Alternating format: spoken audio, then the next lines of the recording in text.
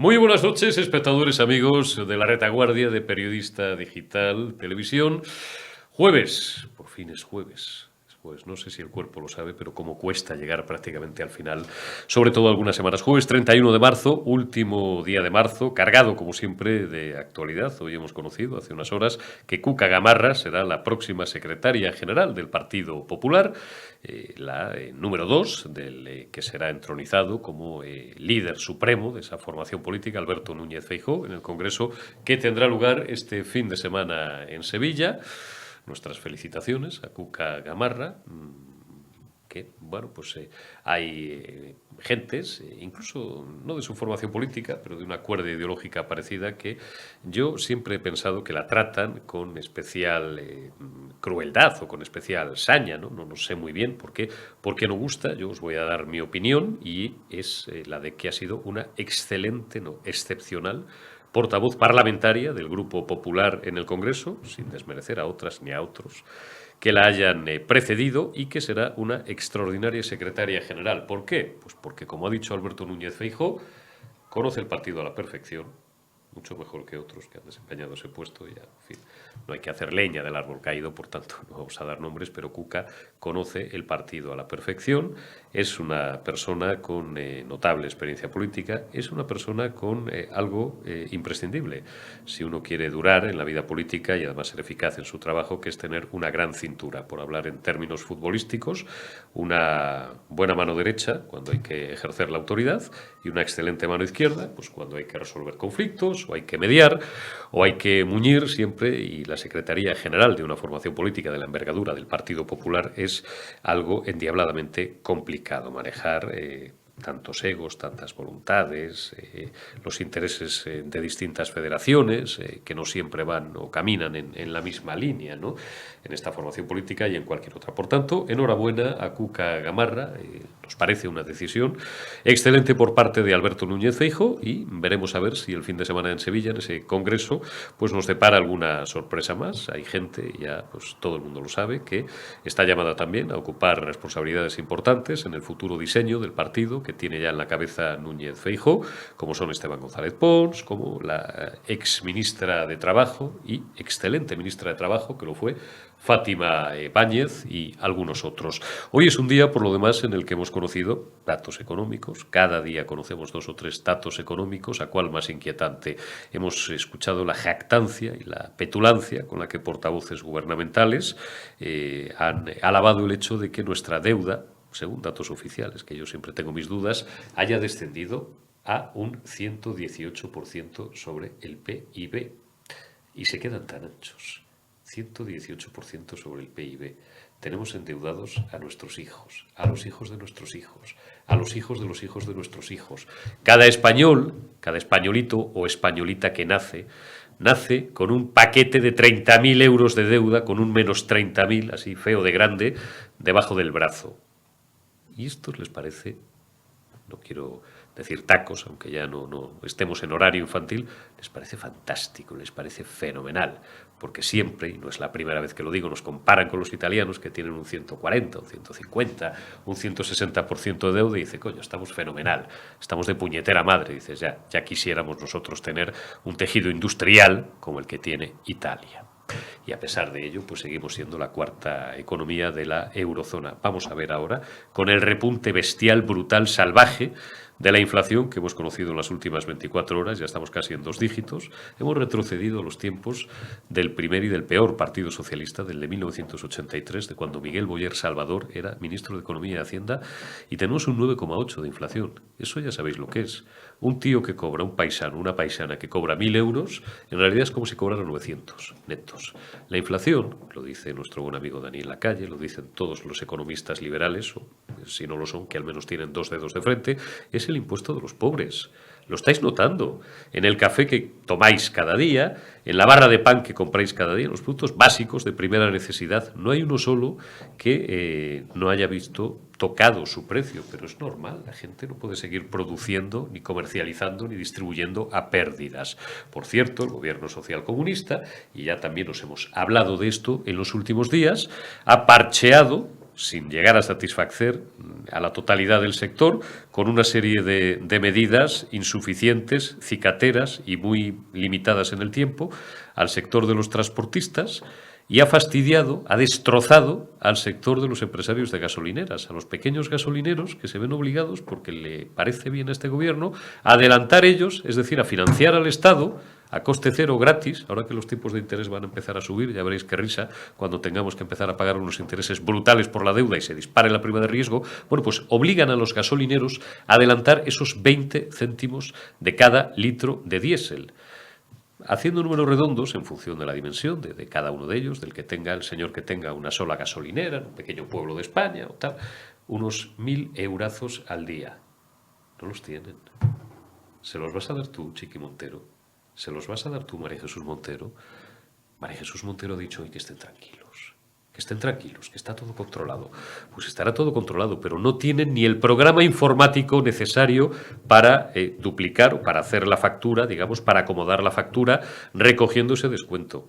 Por no tienen ni un formulario para solicitar, no ayudas, para solicitar al Ministerio de Hacienda la devolución de esos 20 céntimos por litro de combustible que ellos tienen de momento que asumir para que los transportistas se vean aliviados.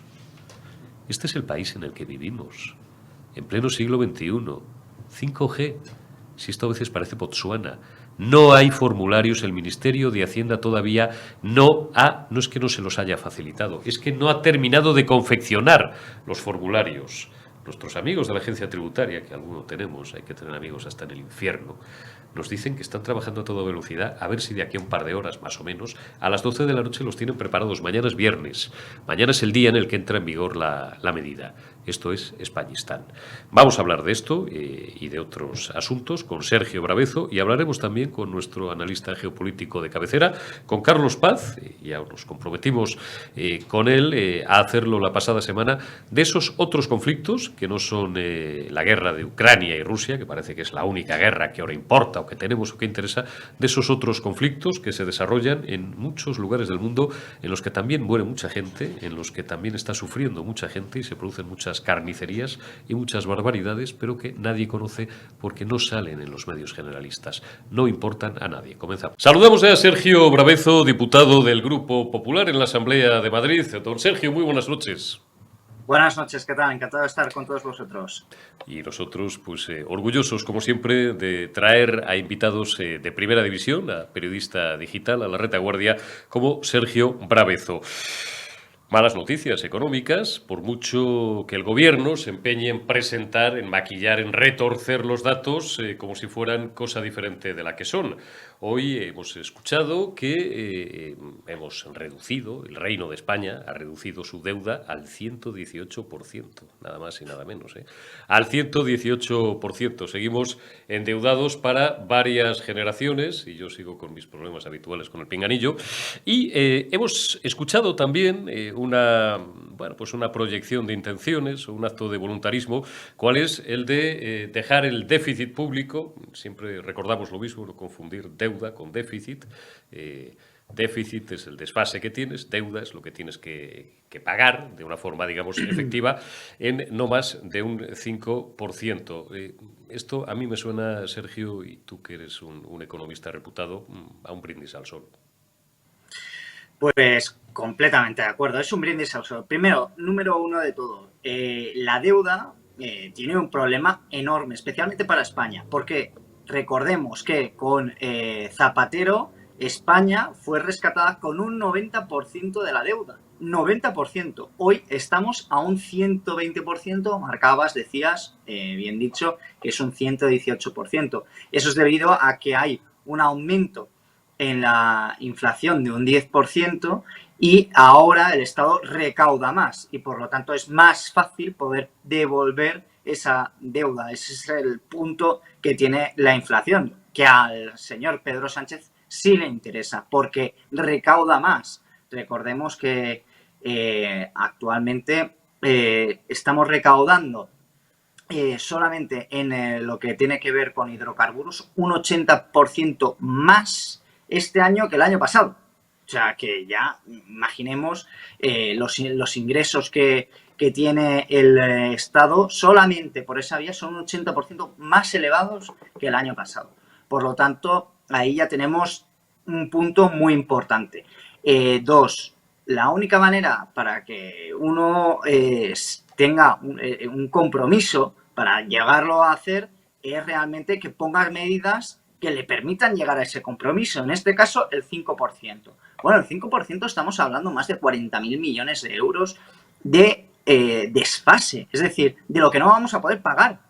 Eso es una burrada. Solamente en intereses pagamos más de 30.000 millones de euros, solamente en intereses. Por lo tanto, mire, señor Eurico, lo que estamos teniendo en este caso es una situación que se les ha ido de las manos. Por mucho que quieran pintar el cuadro de otra manera, ese cuadro, de verdad, es que es tristísimo, es que no hay por dónde cogerlo, es que no tiene ningún tipo de sentido. Las cuentas tienen un desfase enorme y por lo tanto no hay ninguna manera de poder cuadrarlas. Ya digo, más de 30.000 millones de euros solamente en intereses que además pues nos tenemos que endeudar para pagar esos 30.000 millones de euros en intereses. Son unos verdaderos manirrotos. Lo que tiene que tener un presupuesto es base cero, empezar desde cero y sobre todo lo que tiene un presupuesto que hacer es cuadrar.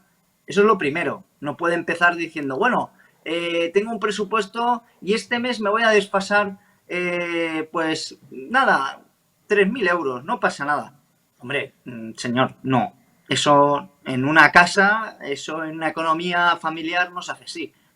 Uno puede tener un gasto porque está haciendo una inversión, pero lo que no puede hacer es simplemente gastar sin ninguna medida todos y cada uno de los meses y presentar presupuestos desfasados, presupuestos que tienen pues agujeros enormes, como es el caso del señor Pedro Sánchez. Está claro, y además fíjate que nos hemos leído el pensamiento, era la siguiente pregunta que tenía preparada para ti, Sergio. ¿Para cuándo, y como acabas de sostener tú, y como sostienen nuestros mejores economistas, Daniel Lacalle o nuestro buen amigo Álvaro Climent, un presupuesto de base cero, algo que produce urticaria a los gobiernos socialcomunistas como el que tenemos y en general a los keynesianos o a los socialdemócratas que siempre tienden a intentar toquetear las cuentas del lado del ingreso y nunca del gasto? Nunca se plantean la posibilidad de gastar menos, sino en todo caso siempre ansían a ingresar más. España y Portugal, leo las últimas noticias de las últimas horas, presentan una propuesta en Bruselas, de esto ya hemos hablado en más de una ocasión, para topar el precio del gas a 30 euros como máximo el megavatio hora. Otro brindis al sol. Yo no sé si en Bruselas les va a producir más risa o más pena que Portugal, que por lo demás es un país bastante más serio, tiene un gobierno bastante más serio que el que padecemos en España, les presenten esta propuesta. ¿Cuándo aprenderá la izquierda, Sergio, lo pernicioso de intervenir en el mercado en general y en particular en algo tan delicado? No falta ser un liberal, un puro ortodoxia liberal, para alguien que sepa algo de economía, como el proceso de fijación de precios en un mercado libre. Sí, es que no existe la fijación de precios. Lo que existe en ese momento, lo que uno está creando cuando baja los precios es más demanda. Y lo que sucede es que hay un problema de oferta. Es decir, que no se está produciendo lo suficiente. No es, mire, hay que tener claro diferentes principios. Uno, es que si queremos rebajar el precio de cualquier producto o servicio, hay solamente una manera para hacerlo, que es producir más de ese producto o servicio. Yo a mis alumnos siempre les explico, cuando tenemos un bolígrafo Bic, ¿por qué vale tan barato? Porque tenemos muchísimos, están disponibles en todos lados, se producen de manera prácticamente infinita. Todos los días se están produciendo, todos los días se están consumiendo. Vale, si solamente tuviéramos un solo Bic, ¿cuánto costaría? Costaría muchísimo, porque sería el único que tendríamos, ¿cierto? Pues esto es exactamente lo mismo, funciona la misma regla, el mismo principio. Si queremos bajar el precio de una fuente energética, ¿qué tenemos que hacer? Producir más fuentes energéticas. ¿Qué bueno tiene este paso que he comentado? He dicho fuentes energéticas, es decir, que podemos tener muchas, varias, diferentes, no solo una. Eso es una ventaja, porque podríamos hablar con diferentes proveedores y además podríamos producir nosotros también esa propia energía, recurso que necesitamos. Pues ya tenemos el trabajo que debemos hacer, producir más, poner toda la carne en el asador para tener más de esos productos, de ese recurso que necesitamos. ¿Qué está haciendo el gobierno? Todo lo contrario, no quiere producir más, sino lo que hay le pone un precio máximo. Bueno, pues ya tenemos mercado negro encima de la mesa. Eso es lo que va a pasar. O si no, que no hay nada, que es la otra alternativa, que es algo peor, que es no hay nada peor que una ley que no se cumpla. Es decir, que la gente pues se estén emitiendo leyes y todo el mundo se las pase por el forro. ¿Por qué? ¿Qué significa? Pues porque el Estado ya no pinta absolutamente nada y porque la ley todo el mundo sabe que no se puede cumplir, nadie la va a forzar que se cumpla. Por lo tanto, esto es pues ya no funcionan ni las leyes del mercado, sino que funciona la ley del más fuerte. Es que eso es al final lo que tenemos. Bueno, y ahora han utilizado esta palabra que se llama topar precios, que nunca se han llamado topar, porque que esto se lo acaban de inventar, lo que están haciendo realmente es limitar, fijar un precio. Fijar un precio, me va a decir usted a mí a qué precio yo tengo que vender mis servicios. Pero bueno, ¿qué estamos haciendo? ¿Qué vale lo mismo? Una Coca-Cola en un avión cuando estoy volando a más de 3.000 kilómetros del suelo, o cuando estoy en un bar o en un supermercado. Es que, de verdad, confunden dos cosas. Una es valor y otra cosa es el coste de las cosas. Pero bueno, son dos maneras completamente de ver la economía. Una es errónea, la otra es acertada y realista. Y por mucho que quieran intentar los socialistas imponer sus teorías mágicas, que son tan mágicas que hablan de un multiplicador keynesiano, que si saben un poquito de matemáticas, pues lo calculan y es posible que ese multiplicador llegue a dar infinito. Como puede ver, algo que da infinito significaría que crecería nuestro PIB de manera infinita. Es todo un absurdo que de verdad lo único que nos lleva que es a este momento de colapso, que es a un aumento de precio, una escasez en los supermercados, luego desabastecimiento y el final, la fase final, que ya es la ruina total. Bueno, ya estamos en el de desabastecimiento, donde tenemos los supermercados que pueden decirnos hasta qué punto de productos podemos sacar del supermercado. Bueno, pues eso es el socialismo al fin y al cabo.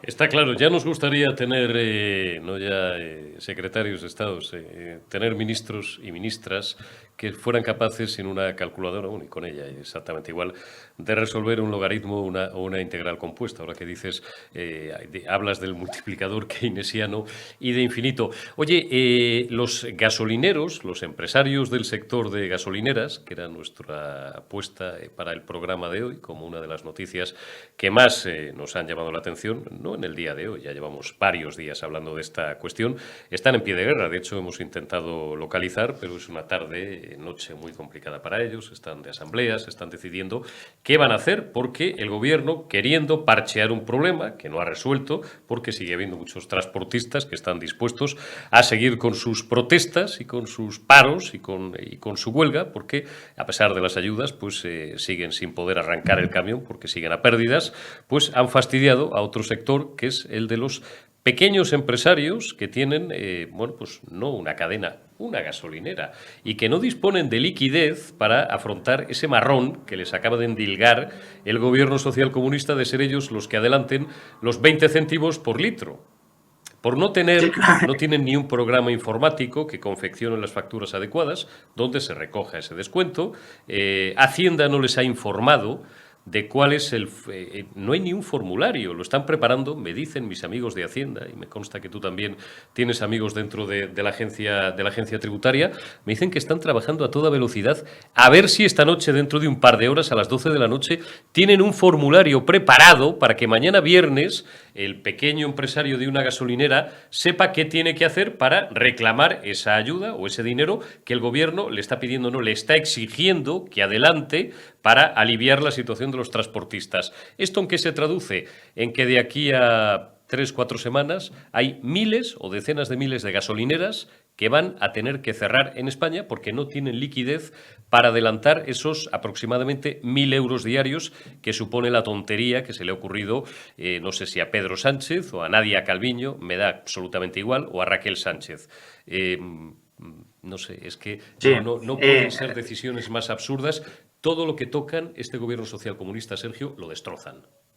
así es. Y una de las cosas que estuvimos hablando en anteriores programas, señor Eurico, es que cuando dio a conocer el gobierno el precio, que dijo hay que adelantar 20 céntimos, 5 céntimos, en un primer momento fueron 5, luego acabaron siendo 20, la pregunta era, vale, ¿y por qué 20? ¿Y por qué no 50? ¿O por qué ninguno? Y segundo, ¿por qué lo tiene que adelantar la gasolinera? Es que no entendemos que es diferente un propietario al que está explotando la gasolinera. No entendemos que si ponemos más presión sobre las gasolineras, al final esto va a repercutir en el consumidor final. Si no repercute en forma de precio, va a repercutir en forma de cierre, que eso es lo que al final está pasando. Pero si es que lo avisamos antes de que sucediera, si es que no hay que ser el más listo de la clase, simplemente no hay que tener la soberbia que tiene la izquierda de decir, no, aquí no puedes despedir a nadie, aquí no se puede cerrar una empresa, aquí este es el precio límite porque lo digo yo, no porque sea algo que ellos hayan ni siquiera estudiado, cosa que no se podría ni hacer. En cada situación es absolutamente diferente el precio de las cosas, como hemos comentado anteriormente. Pero es que lo peor de todo ya es que tienen la desfachatez de anunciarlo, de obligar a las personas a que se apliquen este tipo de medidas y encima no tienen ni las herramientas suficientes como para luego decirle a los señores que han hecho este esfuerzo, oiga, que luego se lo devolvemos más adelante en 3-4 meses. No, es que van a tener que hacer el esfuerzo y encima se van a tener que comer ese menos ingreso o ese mayor coste que van a tener las gasolineras. Al final, lo que sucede, lo que vemos con todo esto, ¿qué es? Pues menos recursos para la ciudadanía y al que le impacta es a la persona de a pie, a la persona de la calle, que o va a encontrar que está más cara la gasolina o dos, simplemente que ni va a tener la gasolinera abierta. Eso es el socialismo. Es desabastecimiento por un lado, aumento de precios por el otro. Bueno, pues no querían socialismo, pues ya tenemos 2 tazas. Ya tenemos socialismo y caminamos políticamente hacia la senda de Venezuela y económicamente yo siempre he estado más con la tesis de nuestro común amigo Daniel Lacalle, que habla no tanto de una venezuelización, valga el palabra, de la economía española, pero sí de una argentinización. Un país, un gran país y un gran pueblo culto, un pueblo muy desarrollado democráticamente y que, sin embargo, pues por alguna razón que a mí lleva décadas sin alcanzárseme, han elegido siempre a los políticos más corruptos, más ladrones y más sinvergüenzas probablemente de la historia de la humanidad y han hecho default en los últimos 20 o 30 años en 3 ocasiones. Última pregunta, Sergio. A diferencia de Pedro Sánchez, que coge el Falcon para ir a hacerse una foto a Alicante con refugiados ucranianos, salvo, me imagino, los compromisarios que sean natos, no sé exactamente cuál es la terminología prevista en los reglamentos o en el reglamento del Partido Popular, la mayor parte de las personas que van este fin de semana al Congreso del PP en Sevilla se pagan el viaje de su bolsillo, ¿eh? Esto es conveniente que la gente lo sepa. Hoy hemos conocido, hace unas horas, que Cuca Gamarra va a ser la próxima, ya lo es Inpectore prácticamente, a la espera de que concluya ese congreso, la número 2 del Partido Popular, la persona designada por Alberto Núñez Feijóo para hacerse cargo de la Secretaría General. Es una persona con experiencia, es una persona preparada, es una persona que además ha sido una excelente portavoz del Grupo Parlamentario Popular en el Congreso y por lo demás, Sergio, bueno, pues cuanto antes yo creo que es conveniente para vuestra formación política pasar página, cerrar heridas, porque España necesita un primer partido de la oposición, que tal vez dentro de un año y medio puede ser partido de gobierno fuerte, cohesionado, con ideas claras, con un programa y con una idea de lo que quiere hacer con España y sobre todo con una idea clara de qué demonios hay que hacer tanto en el ámbito político, institucional, sanitario, por supuesto, como económico para sacarnos del marasmo y de la letrina en la que nos han metido los socialcomunistas. Pues sí, así es. Comparto contigo la necesidad tremenda que tiene España de tener un partido de la oposición que esté pues ya preparado para tomar gobierno, y en este caso el Partido Popular lo ha hecho así. Vio que tenía un problema, ha subsanado lo antes posible, en muy poco plazo de tiempo, y en principio, pues si todo va bien, pues tendremos al señor Feijóo como presidente del Partido Popular, y la señora Cuca Gamarra le acompañará en la Secretaría General. Creo que es una persona absolutamente capacitada para ello, especialmente porque conoce el partido a la perfección. Ser secretario general es uno de los puestos más importantes y relevantes dentro de una formación política, porque lleva la gestión interna del partido, y Cuca Gamarra pues es evidente que con su experiencia, conocimiento del partido, pues es total. Así que nada, yo la verdad que para mí me pareció un buen paso, un paso de experiencia dentro del partido, de gente relevante dentro de las personas y formaciones del partido que estarán, pues en este caso como Cuca Gamarra, en la Secretaría General, un verdadero puesto de responsabilidad interna, y que veremos a partir del lunes ya que viene, pues esperando que el señor Feijóo ya tome las riendas del partido de manera formal y de manera oficial, y creo que ya se está viendo pues ese cambio, al menos en las encuestas así lo dicen,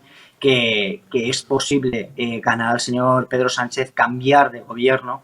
Y yo le digo una cosa, señor Eurico, es que esto ya no es que queramos hacerlo, es que no hay otra salida, es que debemos cambiar al señor Pedro Sánchez, debemos hacer que el señor Sánchez esté fuera de la Moncloa lo antes posible.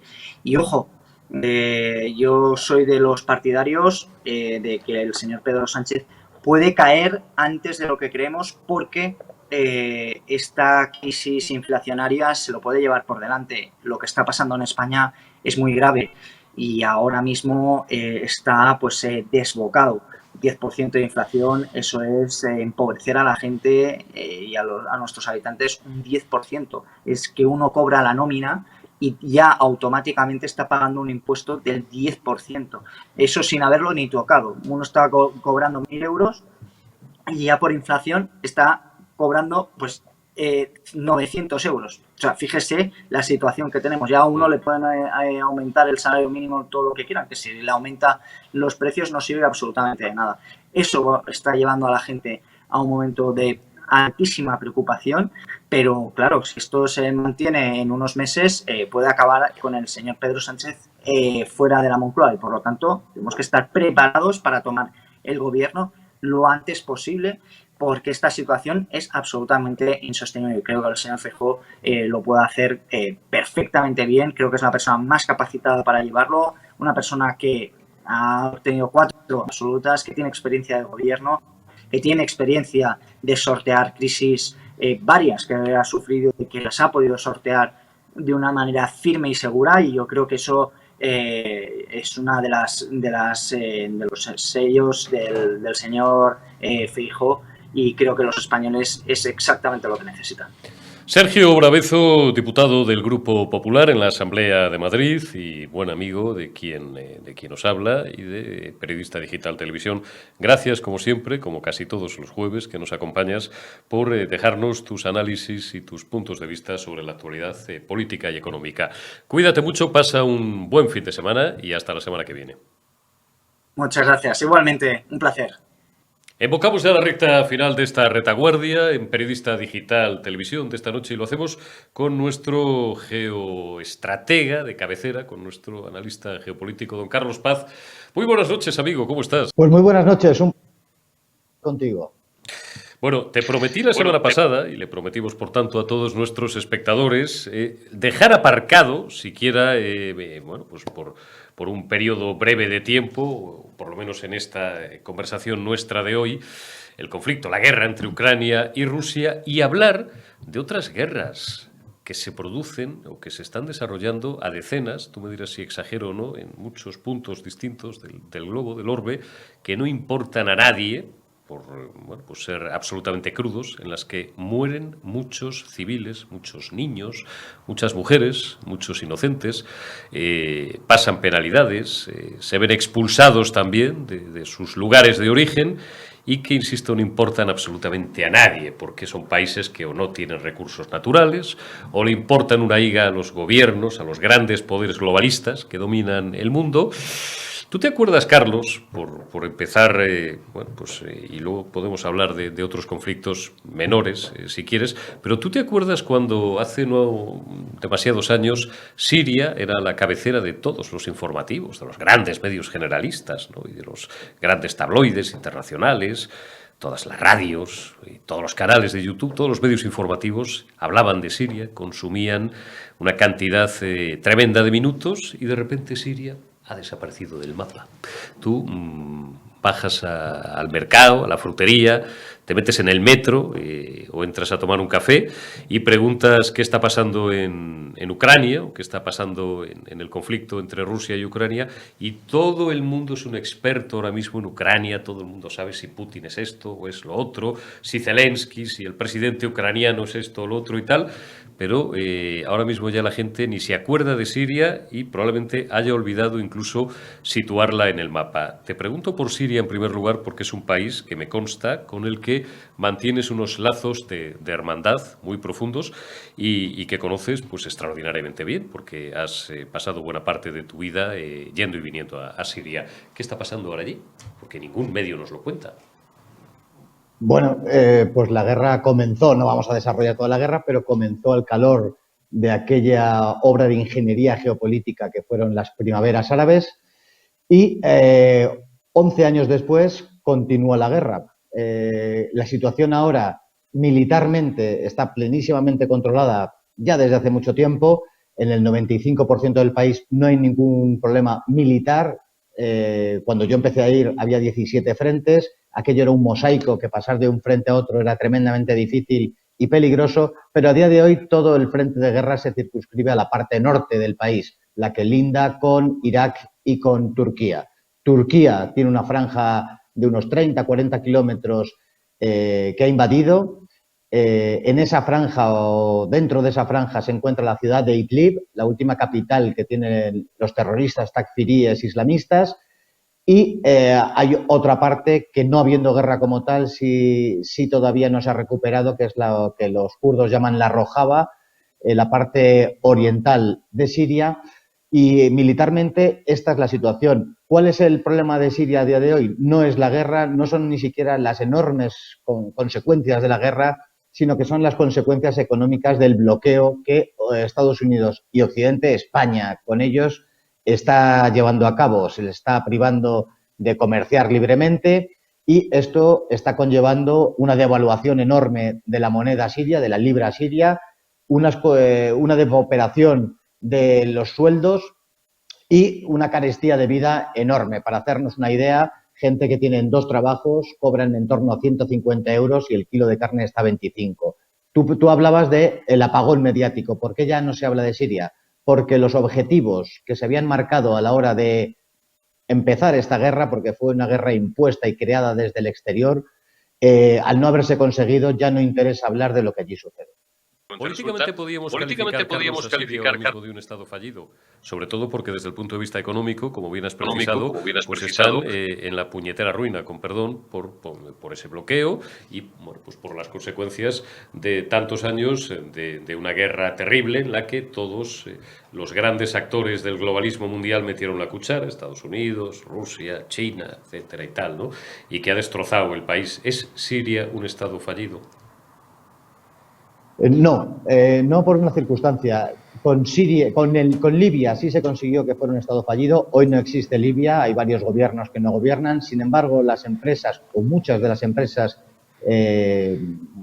mundialistas y de carácter internacional siguen trabajando allí. Pero Siria, una de las características de la guerra de Siria fue que las estructuras del Estado en ningún momento se vieron maltrechas. De hecho, por ejemplo, incluso en la guerra, una cuestión que vi yo y que me sorprendió muchísimo fue que el Estado seguía pagando a funcionarios, a profesores, a gente de todo tipo que trabajaba para el Estado, seguía cobrando aun estando al otro lado del Estado Islámico. Incluso se llegaron, en momentos muy puntuales, el Estado Islámico permitía acercarse hasta la frontera, hasta el límite, casi hasta primera línea, y cobrar del Estado. Las estructuras del Estado jamás se han visto deterioradas y Siria sigue manteniendo las mismas estructuras estatales que tenía antes de marzo del 2011, que fue cuando comenzó todo el horror islamista. Hablamos también de otros conflictos, Carlos Paz, que tienen lugar, se desarrollan en otros puntos del globo, como decíamos antes, y que no importan a nadie, como decía un conocido comunicador, ¿y a ti qué te importa? Tal vez sí deberían de importarnos. Una de las guerras que a mí me han resultado siempre más sangrantes en los últimos años, absolutamente desconocida, es la guerra civil que vive Yemen desde hace muchos años, un estado, para algunos artificial, yo no sé si lo es o no, un estado que se remonta a los años 60, al año 1960. 1963, dividido en dos mitades prácticamente iguales, una de ellas dominada por las monarquías del Golfo, tradicionales aliados de los Estados Unidos y del mundo occidental, básicamente de los Estados Unidos, y bueno, pues la otra parte bajo la influencia iraní, y controlada por las milicias de Hezbollah, que para el mundo occidental, bueno, pues es un grupo terrorista, un grupo, pues en fin, ¿no? Pues prácticamente que si en algún momento les interesó por sus intereses, valga la redundancia, geopolíticos y sobre todo económicos y petrolíferos, alentar, porque Irán no siempre ha sido un estado gamberro ni un estado muy malo, ¿no? Pero esto nos llevaría muy lejos y tendríamos que bucear en la historia no tan reciente de los Estados Unidos de América y en esa cabeza privilegiada para el bien y para el mal del señor Kissinger. Lo cierto y verdad es que en Yemen sigue muriendo mucha gente, muchos civiles, muchas mujeres, muchos niños. Es uno de los estados más pobres del mundo. Es el estado más seco del mundo. En Yemen el agua directamente prácticamente es que no existe. Tiene más valor que el oro y que el platino. Nadie sabe que hay una guerra civil en Yemen. Los medios de comunicación, de masas generalistas, no informan de esa guerra. Hay conflictos también, como el de Sudán, absolutamente desconocidos. Pero claro, a lo mejor es que ahí no hay petróleo, no hay gas, no hay nada. ¿Será por eso por lo que no interesa, no, Carlos? Me interesa por todo lo que has descrito y porque, al igual, en ese punto tendría puntos de connivencia con la guerra de Siria, la finalidad que se buscaba tampoco se ha conseguido. La guerra como tal lleva desde el 2014, pero tiene un preámbulo también desde el 2011, desde esas primaveras árabes que no me hartaré de decir que fueron un ensayo de ingeniería geopolítica diseñado por Occidente conjuntamente con el islamismo, y al no conseguirse estas finalidades, pues ha caído sobre él también un apagón mediático. Para que la gente lo entienda, sobre el trasfondo de una guerra civil, de un golpe de Estado en el 2014, una parte del país, que son los hutíes, hablabas de Hezbollah, hay una gran influencia iraní. No es Hezbollah como tal, es el grupo Nasrallah, pero tiene, ya solamente con el nombre nos damos cuenta que tiene una gran similitud. Pues apoyaban a esta minoría hutí, que son chiíes. Muchas veces se simplifica el sunismo y el chiismo para explicar de según qué cuestiones, pero no son chiíes al igual que en Irán. Los de Irán son duodecimanos, estos son quintanos, creen solamente en el quinto califa, es igual. y que pensábamos, todo el mundo que nos dedicamos a estudiar esta parte del planeta, que iban a sucumbir rápidamente los hutíes, pero no fue así. Y no solamente no fue así, sino que los hutíes llegaron a dominar gran parte del Yemen. Hoy, a grosso modo, un tercio del país sigue en manos de los hutíes, que oficialmente son los malos, pero que habría que explicar otras muchas circunstancias y antecedentes de Yemen. Sea como fuere, luego se ha ido complicando el escenario, puesto que pasó de una guerra civil a una guerra regional. Arabia Saudí ha mandado soldados, Emiratos Árabes también, se ha inmiscuido Irán desde ese momento, porque el trasfondo de lo que se está litigando en Yemen, que es un país histórico, que evidentemente tiene su carestía, que el agua prácticamente es inexistente, pero que es histórico, se encuentran los documentos coránicos más antiguos, la reina de Saba se sitúa en aquellas tierras, habría que circunscribir y contextualizar el conflicto de Yemen dentro de esa otra guerra solapada, soterrada, que existe entre el mundo persa, el mundo iranio, Irán, y el mundo árabe, y más concretamente el mundo suní wahabita, que detenta el poder en Arabia Saudí. ¿Qué otros conflictos hay que pudieran o debieran merecer nuestro interés, o el de los medios de comunicación, don Carlos, y que, sigo insistiendo, no importan a nadie, y en los que muere gente a diario y en los que se producen crímenes y masacres a diarios? E insisto, no encontraremos ni media línea en los medios de comunicación generalistas, en los grandes tabloides, en los informativos de las grandes cadenas de televisión, europeas, norteamericanas, españolas. África está llena de pequeñas o grandes guerras que desconocemos por completo su existencia. Pues por supuesto, la propia Libia, que antes la hemos mencionado, que es un estado fallido, pero no solamente una frase, sino que está dividida casi de manera tribal, en donde determinados grupos étnicos están detentando el poder, que está jugando con la vida de seres humanos en ese tráfico de esclavos, porque sigue existiendo en el siglo XXI la esclavitud. La situación de Sudán, que ahora está más tranquila, pero que es un polo del islamismo importantísimo, que ha sucedido una guerra civil que aquí no se ha cubierto mediáticamente porque efectivamente no importa absolutamente a nadie. Existe la continua tensión entre la India y Pakistán, dos potencias nucleares que ahora nos venden la idea de la posibilidad de una guerra nuclear en en Ucrania y Rusia, y mucho más peligrosa es la situación constante entre Pakistán y la India. La situación del pueblo Karen, que no se habla absolutamente nada y la gente no conocerá la situación del pueblo Karen entre Tailandia y Birmania, que me desplacé hace muchos años. Allí es un pueblo que quiere vivir con sus costumbres, siendo masacrado por el Estado birmano, ahora conocido como Myanmar. La situación tensísima que ha dado en el verano anterior lugar a un conflicto entre Armenia y Azerbaiyán, con una peligrosísima Turquía que, en manos de Erdogan, que es de la hermandad musulmana, está alimentando todos los conflictos en toda esa zona, porque Turquía tiene soldados en Libia, que no se habla, tiene, por supuesto, soldados en la mitad del norte de Chipre, tiene soldados en Siria y tiene soldados en Azerbaiyán, porque quiere volver a reconstruir de alguna manera el Imperio Otomano. La influencia turca llega hasta las fronteras de China y es un peligro para Europa y para toda la zona.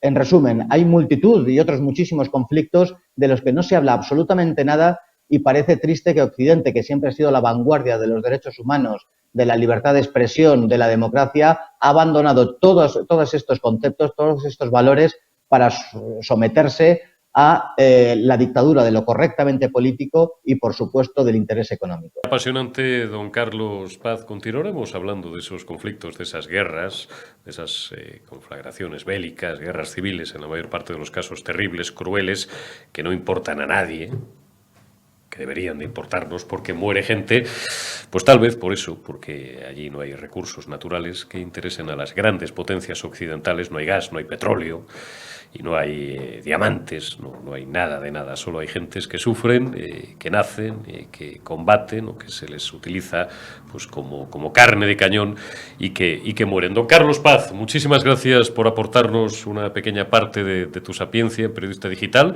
y hasta una próxima ocasión. Cuídate mucho, amigo. Pues muchísimas gracias a ti, Eurico, y a Periodista Digital, por supuesto. Gracias, Carlos Paz. Y gracias a todos vosotros penúltima edición, concluimos aquí de la retaguardia de esta semana, de este jueves 31 de marzo, último día de marzo. Os emplazo a que no os perdáis la última retaguardia de la semana, que será ya la 1 de abril, porque vamos a tener invitados de excepción. Incorporamos a la escudería de este programa una muy buena amiga, a Isabel Rábago. Yo creo que todos la conocéis, o prácticamente todos, por sus intervenciones en distintos medios de comunicación, con una formación impresionante. Es periodista, es abogada y es una analista política muy fina, y a la que quien nos habla pues tenía especial interés por incorporar, como os digo, a la retaguardia. Y tendremos también, y esto ya os lo anuncio, una entrevista muy interesante, y además nos hará la merced de acompañarnos presencialmente y no de manera telemática en este estudio de periodista digital con Chencho Arias. Todos conocéis a Inocencio Arias, ha sido embajador del Reino de España en muchísimos países y probablemente el cargo ha sido también secretario de Estado. Con distintos gobiernos ha ejercido su labor como diplomático, que es básicamente lo que es, veteranísimo diplomático desde hace décadas, y embajador, que lo fue y que es probablemente el puesto más importante, en sus propias palabras, y del que él se siente más orgulloso, embajador de España durante muchos años ante la ONU. Inocencio Arias es un testigo de excepción de parte de nuestra historia contemporánea. Es un hombre además con una cabeza privilegiada, que lo cuenta muy bien, que tiene un punto de vista muy especial y muy certero sobre muchas de las cosas que están ocurriendo en el tablero internacional en este momento, y que, bueno, pues nos puede aportar, como digo, en una interesante entrevista que haremos a la limón, Roxa Ortiz y yo mismo, pues algo de luz y algunas claves, probablemente no suficientemente conocidas, sobre lo que está pasando. Le preguntaremos por la guerra entre Ucrania y Rusia, y le preguntaremos también por el nuevo tablero geopolítico mundial que se está conformando, para, bueno, pues intentar daros un plus de calidad en nuestros análisis y en nuestras opiniones, y salir un poquito de esas conversaciones pues que a veces, y lo digo con todos los respetos, pero con cierta lástima, me recuerdan un poco a las conversaciones de barra de bar a las que asistimos todos los días en las redes sociales o en determinadas tertulias de medios generalistas por tipos que no tienen ni repajolera idea de lo que están hablando. Bueno, pues nosotros en Periodista Digital, insisto, queremos ofreceros un plus de calidad, y por eso vamos a intentar y estamos intentando traeros a los mejores. Así que no os perdáis la última retaguardia de la semana con Chencho Arias. Gracias por vuestra atención y hasta mañana.